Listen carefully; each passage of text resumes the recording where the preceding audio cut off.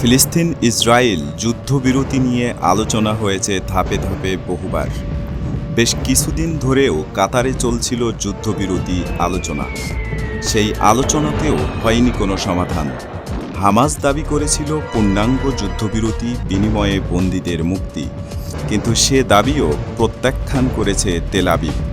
Hamas মুখপাত্র আবু ওবায়দা বলেছেন, আমরা একাধিকবার পূর্ণাঙ্গ যুদ্ধবিরতি নিয়ে প্রস্তাব করেছি, যার মাধ্যমে একসাথে সব বন্দীদেরকে মুক্তি দেওয়া হতো, কিন্তু যুদ্ধবাজ নেতানিয়াহু ও তার কট্টরপন্থী জায়নিস্ট মন্ত্রিসভা তা প্রত্যাখ্যান করেছে। এদিকে গত বৃহস্পতিবার যুদ্ধবিরতি আলোচনা থেকে সরে দাঁড়িয়েছে যুক্তরাষ্ট্র।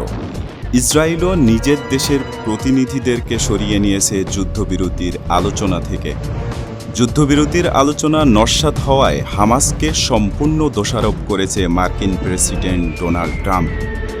বিকল্প উপায়ে হামাসের হাতে বন্দীদের উদ্ধারের কঠোর হুঁশিয়ারি দিয়েছেন। ডোনাল্ড ট্রাম্প বলেছেন, হামাস যুদ্ধবিরতি চায় না। হামাসের হাতে এখনও বহু জিম্মি বন্দী রয়েছে, তাদেরকে উদ্ধারের বিকল্প পদ্ধতি নিয়ে আলোচনা করছি আমরা। কোন বিকল্প পদ্ধতি নিয়ে আলোচনা করছে সে বিষয়েও জানিয়েছেন। হামাস নেতাদের খুঁজে খুঁজে বের করে হত্যা করা হবে বলে কঠিন হুঁশিয়ারি দিয়েছেন ডোনাল্ড ট্রাম্প। বলেন, হামাসের পরিণতি হবে ভয়ঙ্কর, প্রত্যেককে খুঁজে খুঁজে বের করা হবে এবং তাদের অস্তিত্ব থাকবে না। তাই বলা যেতে পারে, এমন পরিস্থিতিতে গাজায় যুদ্ধবিরতি আরও অনিশ্চিত হয়ে গেল।